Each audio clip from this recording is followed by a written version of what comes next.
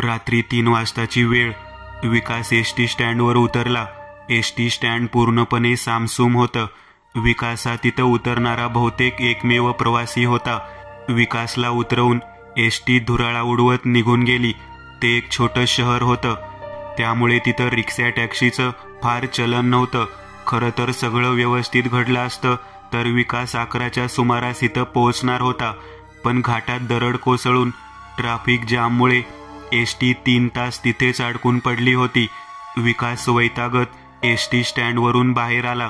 त्याला खूप भूक लागलेली होती, पण यावेळी दुकान, हॉटेल्स सगळंच बंद झालेलं होतं आणि तो ज्या कामासाठी आला होता ती जागा इथून बरीच लांब होती. रात्र एसटी स्टँडवरच काढावी आणि उजाडलं की मग निघावं या विचारात तो एसटी स्टँडवरच काही वेळ बसून राहिला. पण भूक इतकी जास्त लागली होती की त्याला ती स्वस्थ बसू देत नव्हती. तो आता स्थानकातून बाहेर चालू लागला. पाण्याची बाटली देखील आता संपत आली होती. त्याने घड्याळात बघितलं. 3:30 वाजले होते. तो स्थानकातून बाहेर आला होता. स्थानकातून डाव्या बाजूला जाणाऱ्या गल्लीकडे तो चालू लागला. स्थानक तसं मुख्य वस्तीत असल्यामुळे तिथं कुठे ना कुठे काहीतरी मिळेल या आशेवर तो त्या रस्त्याने चालू लागला. कमीत कमी काही नाही तर अगदी एखादं मेडिकल स्टोअर जरी उघडं असेल तर तिथं कमीत कमी चॉकलेट किंवा तत्सम खायची गोष्ट तरी मिळेल ही माफक अपेक्षा होती. मंद अशा स्ट्रीट लाईटच्या प्रकाशात तो त्या रस्त्यावरून चालत होता. आजूबाजूला असलेली दुकान बंद होती. सगळं शहर शांत असं निजलं होतं. तो रस्ता आता एका छोट्याशा चाळसदृश वस्तीत येऊन निमुळत्या गल्ल्यांमध्ये येऊन संपला. विकास आजूबाजूला बघत अंदाज घेऊ लागला की कुठं काही सुरू आहे का, आणि अचानक पावसाला सुरुवात झाली. जायला दुष्काळात 13वा महिना. इथं भुकेने जीव चाललाय आणि त्यात हे पावसाचं नाटक. विकास आडोसा शोधू लागला. एका जुन्या इमारतीच्या बाह्य भागाला असणाऱ्या एका बंद दुकानाच्या आडोशाला येऊन तो उभा राहिला. मध्यम असा पाऊस सुरू झाला होता. विकास भुकेने गळून जाऊ लागला होता. तो आता त्याच्या दुकानाच्या पायरीवर बसला. त्याला आता खरंच भोवळ यायचीच बाकी राहिली होती. कुणाच्या तरी खोकण्याचा आवाज त्याच्या कानावर पडला आणि त्याने त्याच्या उजवीकडे पाहिलं आणि क्षणभर तो दचकला. एक बऱ्यापैकी मध्यमवयीन माणूस पावसात आडोसा शोधत तिथे आला असावा. विकास जरा बाजूला सरकला आणि तो माणूसही त्याच्या बाजूलाच आडोशाला उभा राहिला. काय या पावसाला काही वेळ काळ राहिलेली नाहीये ना, तो विकासला उद्देशून म्हणाला. हो ना, विकासने उत्तर दिलं. तुम्ही इथले दिसत नाही, बाहेर गावून आला आहात वाटतं, त्याने विचारलं. हो, नाशिकहून आलोय. एसटी उशीर आली, त्यामुळे जिथं राहायची सोय होती तिथं जायला रिक्षा वगैरे काहीच नाही मिळाली. भूक लागली म्हणून स्टेशन बाहेर आलो, पण कुठेच काही नाही, विकास म्हणाला. म्हणजे तुम्हाला इथलं प्रसिद्ध डे नाईट कॅन्टीन माहीत नाही, त्या माणसाने विचारलं. Day night canteen? नाही, मला माहीत नाही. कुठे आहे ते? विकासने विचारले. अहो, ते इथून समोरच्या गल्लीतून आत गेलात की उजवीकडे जाणाऱ्या छोट्या गल्लीतून पुढे आहे, तो माणूस म्हणाला. आता सुरू असेल? विकासच्या चेहऱ्यावर आनंद दिसू लागला. हो, म्हणजे काय, अहो रात्रभर सुरू असतं, तो म्हणाला. भुकेमुळे आता त्याला तिकडं जायची ओढ लागली. पाऊस कमी होण्याची तो वाट बघू लागला. काही वेळातच पाऊस जरा उघडला. धन्यवाद काका, असं म्हणत विकास तिथून समोरच्या गल्लीकडे चालू लागला. मागे उभा राहून तो माणूस त्याच्याकडे बघत तसाच उभा होता. त्याच्या चेहऱ्यावर एक विकृत असं स्मित हास्य उमटलं होतं. विकास आता चालत त्या गल्लीतून उजवीकडे वळला. समोर त्याला एक अतिशय अंधारी गल्ली दिसायला लागली. तो तर म्हणाला होता या बारीक गल्लीतून आत गेलं की ते कॅन्टीन आहे, पण इथं तर अंधार आहे. विकासला त्या अंधाऱ्या गल्लीकडे बघून जरा शंका येऊ लागली, पण भुकेमुळे आता त्याने जास्त विचार न करता चालणं सुरू ठेवलं. अंधारात चाच पडत तो त्या गल्लीत शिरून चालू लागला. गल्लीच्या दोन्ही बाजूला असलेल्या उघड्या गटारीतून येणारा दुर्गंध सहन करत करत तो अंदाज घेऊन चालत चालत जरा पुढे आला आणि अचानक त्या दुर्गंधात हळूहळू खमंग पदार्थाचा वास हळूहळू त्याला जाणवू लागला आणि त्याची भूक आता चांगलीच चेकाळली. अंधारातून तो आता अजून पुढे आला आणि त्याला आता उजवीकडे एक निमुळती गल्ली जाताना दिसू लागली. तिथं मंद असा स्ट्रीट लाईटचा प्रकाश दिसत होता. भांड्यांचा आवाज येत होता, जसा हॉटेल्सच्या भटारखान्यात साधारणतः येतो. विकासने चालायचा वेग वाढवला आणि तो त्या कॅन्टीन जवळ येऊन पोहोचला. एक साधारण 1000 स्क्वेअर फूट एवढ्या क्षेत्रफळात पसरलेलं ते कॅन्टीन पाहून क्षणभर विकासला विश्वास बसायला तयार नव्हता की एवढ्या रात्री त्याची खाण्याची सोय होत आहे. तो कॅन्टीनच्या उघड्या प्रवेशद्वारातून आत शिरला. 1000 स्क्वेअर फूटमध्ये पसरलेल्या त्या कॅन्टीनमध्ये खूपच स्वच्छता होती. पांढरा शुभ्र असा फ्लोअर चकाकत होता. भिंतीवर जागोजागी जुन्या मॉडेलचे पण थोडे गंजलेले पंखे दिसत होते. टेबल पण नक्षीकाम केलेल्या जुन्या पद्धतीचं आणि जुनाट लाकडी खुर्च्या होत्या. विकास एका टेबलवर जाऊन बसला आणि पुढच्या क्षणी त्याच्या बाजूच्या भिंतीवरचा पंखा सुरू झाला. क्षणभर विकास जरा चकित झाला की मी बसल्या बसल्या लगेच कसा काय पंखा सुरू झाला. कदाचित मेन स्विच दुसरीकडे असेल, तिथून त्यांना दिसत असेल. कोणी गिराईक आलं की मग तिथून सुरू होत असावा. विकासने मेनू कार्ड हातात घेतलं. खाण्याचे पदार्थ नेहमीचेच होते, पण पदार्थांच्या किमती फार विचित्र होत्या. मिसळपाव 2 रुपये, वडापाव 1 रुपये, राईस प्लेट 5 रुपये, 2, 1, 5 हे सगळं रुपयांमध्येच द्यायचं आहे तर खूपच स्वस्त आहे. विकास मनातल्या मनात म्हणाला. राईस प्लेटच सांगतो, विकास स्वतःशीच म्हणाला. तो इकडे तिकडे बघू लागला. त्याची नजर वेटर किंवा तत्सम माणसाला शोधू लागली जो त्याच्या राईस प्लेटची ऑर्डर घेईल. आणि तितक्यात त्याच्या टेबलवर कोणीतरी राईस प्लेटने भरलेलं ताट ठेवलं. त्याने ताटाकडे बघितलं आणि मग वर बघितलं. एक 70-75 वय असलेला, सडपातळ शरीरयष्टी असलेला एक वयस्कर माणूस त्याच्या टेबल शेजारी उभा होता. विरळ पांढरे केस, घारे डोळे, काळवंडलेला आणि सुरकुतलेला चेहरा, अंगावर पांढरा शुभ्र शर्ट आणि तशीच पॅन्ट, भावहीन चेहरा. मला तर ऑर्डर द्यायची होती, मग आधीच तुम्ही राईस प्लेटच कशी काय आणलीत? विकासने विचारलं.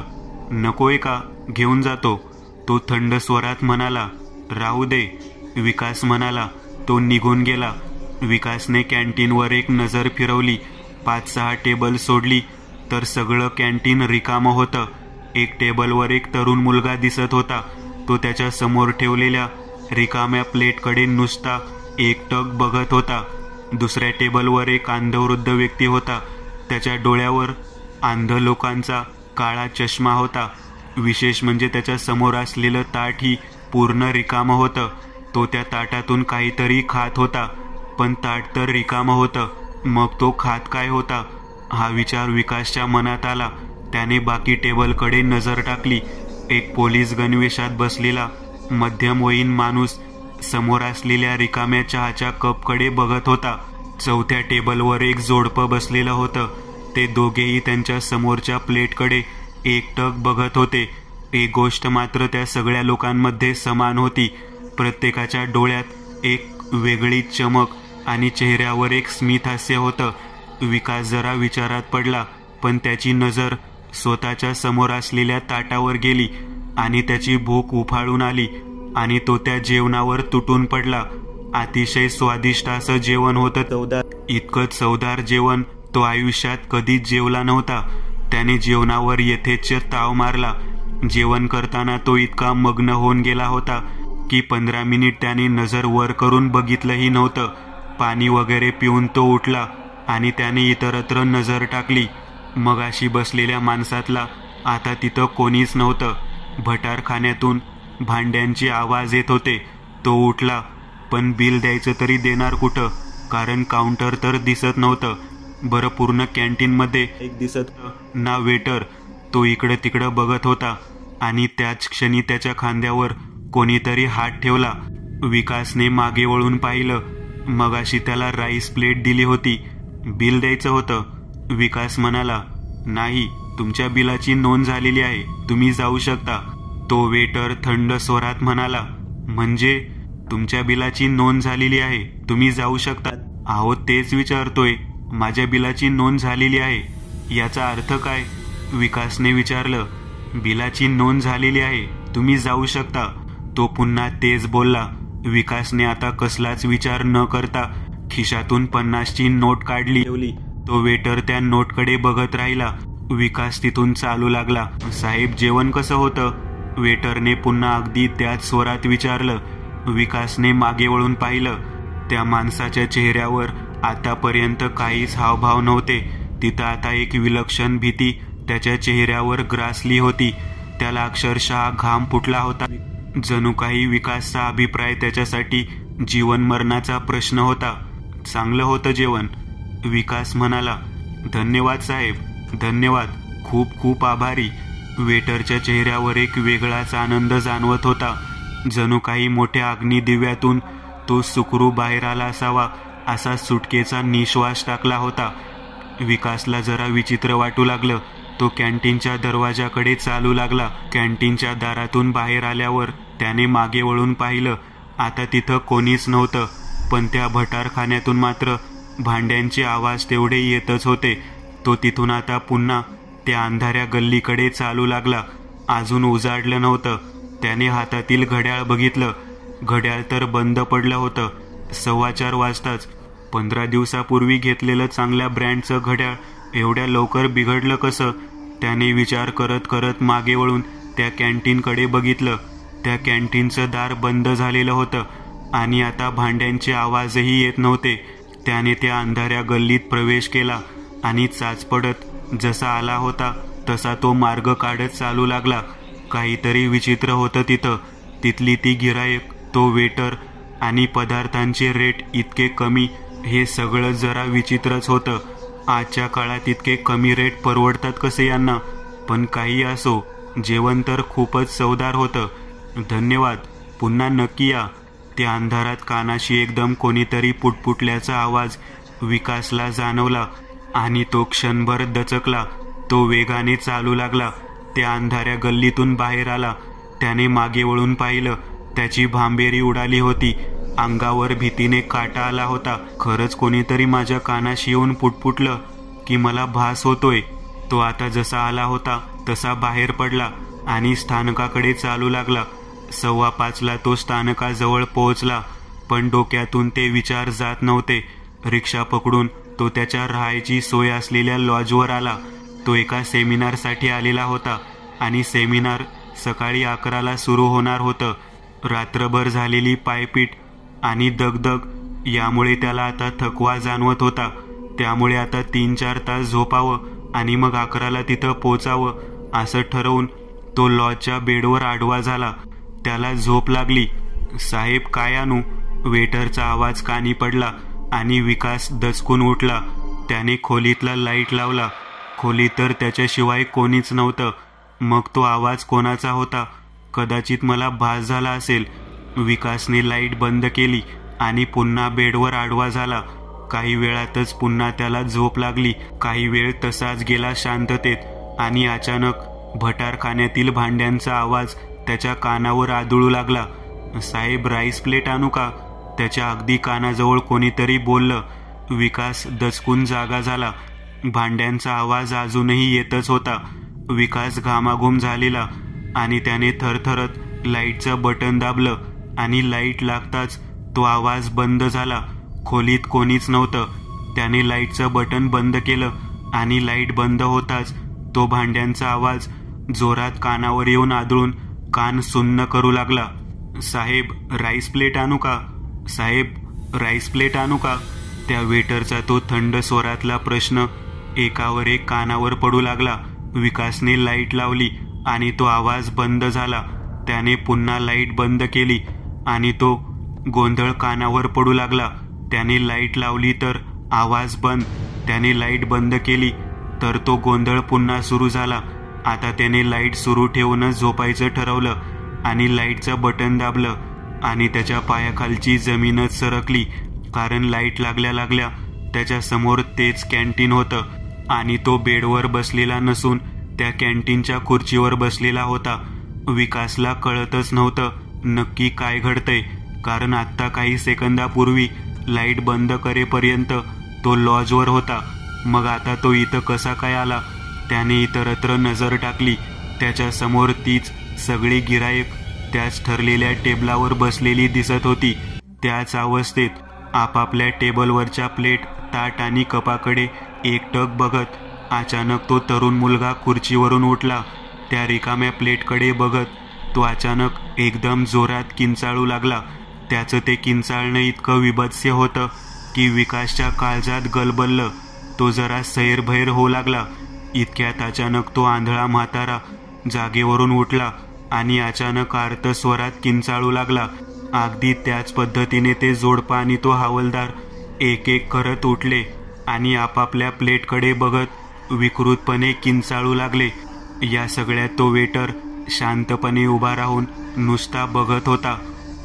विकास काहीतरी समजण्याचा प्रयत्न करतच होता. इतक्यात त्याच्या श्वासांना एक खमंग असा वास जाणवू लागला. त्याने स्वतःच्या टेबलवर ठेवलेल्या ताटाकडे पाहिलं आणि त्याच्या तोंडूनही अगदी तशीच आर्त किंकाळी फुटली. कारण त्या ताटात एक मानवी शिर ठेवलेलं होतं. ते शिर दुसऱ्या तिसऱ्या कोणाचं नसून विकासचंच होतं. त्या मुंडक्याच्या कपाळावर 5 हा आकडा लिहिलेला होता आणि त्याचे डोळे मात्र उघडेच होते. मुंडक्याच्या केसातून वाफा निघत होत्या. विकास किंचाळला. मोबाईलच्या गजरामुळे तो दचकून जागा झाला. त्याने आजूबाजूला बघितलं. तो लॉजच्या बेडवर आडवा पडलेला होता. म्हणजे हे स्वप्न होतं. विकास घामाघूम झालेला होता. इतकं विकृत स्वप्न त्याने आजपर्यंत कधीही पाहिलं नव्हतं. कसाबसा सावरून तो उठला. त्याला काहीच सुधरत नव्हतं. 9:30 वाजले होते. पाणी प्यावं म्हणून त्याने टेबलवरचा जग उचलला, पण तो रिकामाच होता. आता तो बाथरूममध्ये गेला, पण आज पाणी येणार नाही असं लॉजवाल्याने त्याला कालच सांगितलं होतं. तो कपडे घालून तसाच निघाला. त्याला सेमिनारला पोचायचं होतं, पण मनात एक विचित्र अशी नकारात्मकता त्याला जाणवत होती. काहीतरी घडणार आहे ही हुरहुर कुठंतरी त्याला अस्वस्थ करत होती. लॉजमधून तो बाहेर आला. चेकआउट उद्या करून मग तो नाशिकला परत जाणार होता. त्यामुळे आज तो तिथेच राहणार होता. तो रिक्षा पकडून सेमिनार असलेल्या ठिकाणी पोहोचला. तो त्या हॉलवर पोहोचला. फॉर्म वगैरे भरून त्याला आत सोडण्यात आलं होतं. सेमिनार 11ला सुरू होण्याआधी चहा नाश्त्याची व्यवस्था होती. तो आता नाश्त्याच्या इथं आला. तिथे काही लोक आधीपासूनच उभे राहून ग्रुपमध्ये बोलत उभे होते. सगळ्यांच्या हातात रिकाम्या प्लेट्स दिसत होत्या आणि त्यातूनच ते खाण्याचा अभिनय करत असल्यासारखे दिसत होते. विकासने निरखून पाहिलं. हे लोक असे काय करत आहेत? रिकाम्या प्लेटमधून काहीतरी खाल्ल्याचं भासवत आहेत. हा पण माझ्या डोळ्याला होणारा भास तर नाही. विकासने आता नाश्त्याच्या स्टॉलकडे पावलं वळवली आणि आता मात्र त्याला धक्काच बसला. कारण त्या स्टॉलवर ठेवलेलं पातेलं रिकामं दिसत होतं. विकास त्या स्टॉल जवळ आला. समोरच्या माणसाने रिकाम्या पातेल्यात चमचा बुडवल्यासारखं करत एका रिकाम्या प्लेटमध्ये नाश्ता वाढल्यासारखं केलं आणि प्लेट विकासच्या समोर ठेवली. ही काय चेष्टा आहे? या प्लेटमध्ये काहीच नाहीये ना, त्या पातेल्यात काय आहे? विकास भडकत म्हणाला.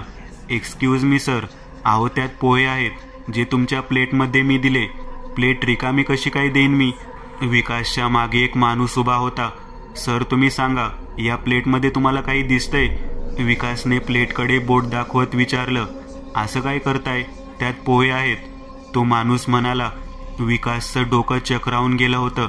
त्याने ती प्लेट हातात घेतली आणि चमचा त्या प्लेटमध्ये फिरवू लागला, पण त्याला त्या प्लेटमध्ये काहीच असल्याचं जाणवलं नाही. आता त्याने त्या प्लेटमध्ये हात घातला, पण हाताला देखील काहीच जाणवत नव्हतं. त्याने इतरत्र नजर टाकली. सगळे लोक आपापल्या रिकाम्या प्लेटमधून काहीतरी खात होते, पण मग विकासला का त्यात काहीच दिसत नव्हतं. पाणी पिण्यासाठी त्याने फिल्टर समोर ग्लास धरला, पण त्यात सुद्धा पाणी येताना दिसत नव्हतं. मात्र त्याच्या मागून आलेला माणूस मात्र ग्लास घेऊन त्या फिल्टर समोर धरून काही वेळातच ग्लास तोंडाला लावत तिथून निघून गेला. म्हणजे त्याला पाणी देखील दिसत नव्हतं. विकासला खूप भूक लागली होती, पण भूक भागवणारं अन्नच त्याला दिसत नव्हतं. तो तसाच सेमिनारच्या हॉलमध्ये आला. सेमिनार सुरू व्हायला अजून 15 मिनिट बाकी होती. हॉलच्या भिंतीवर लावलेले फोटो तो बघू लागला. ते फोटो तो हॉल बांधण्यासाठी देणगी दिलेल्या मुख्य देणगीदारांचे होते. शेवटच्या फोटोवर येऊन त्याची नजर स्थिरावली. तो फोटो विकासला ओळखीचा वाटत होता. त्या फोटोतील माणसाने डोळ्यावर अंध लोकांसारखा काळा गॉगल घातलेला होता. विकासला तो चेहरा आठवला. तो चेहरा त्याच अंध वयस्कर माणसाचा होता ज्याला त्याने काल रात्री कॅन्टीनमध्ये पाहिलं होतं. फोटोखाली जन्मवर्ष आणि मृत्यूवर्ष लिहिलेलं होतं. कैलासवासी शांतीलाल मुंदडा, जन्म 1934, मृत्यू 2019. पण यांना तर मी काल त्या कॅन्टीनमध्ये पाहिलंय, पण इथं तर मृत्यूवर्ष 2019 लिहिले. म्हणजे हा माणूस 5 वर्षापूर्वीच मेलाय. मग मी काल पाहिलेला. आता मात्र त्याचं डोकंच सुन्न झालं होतं. त्यात घशाला कोरड आणि पोटात भूक या गोष्टीमुळे त्याला आता कसं तरी होऊ लागलं होतं. त्या कॅन्टीनमध्ये असं काय होतं की तिथून आल्यापासून सगळं काही विचित्र घडत होतं. तो सेमिनार अर्धवट सोडून तिथून तसाच लॉजवर आला. रूममध्ये तो बेडवर येऊन कोसळला. 8 तासानंतर हळूहळू शुद्धीवर येत तो उठला. खूपच अशक्तपणा जाणवत होता. बेडवरून कसंबसं उठून त्याने खिडकीचा पडदा सरकवला आणि त्याची नजर समोरच्या आरशावर गेली. त्याच्या अंतर्मनात भूकंप व्हावा असंच ते दृश्य होतं. आरशात एक अतिशय सडपातळ व्यक्ती त्याला दिसत होता. अंगावर ढगळे कपडे, निस्तेज चेहरा, डोळ्याखाली काळी वर्तुळं, चेहऱ्यावर चिहाडही दिसावी इतका तो सडपातळ होता. क्षणभर तोंडातून किंकाळी बाहेर पडली, पण पुढच्या क्षणी त्याला लक्षात आलं की तो आरशातला व्यक्ती स्वतः विकासच होता.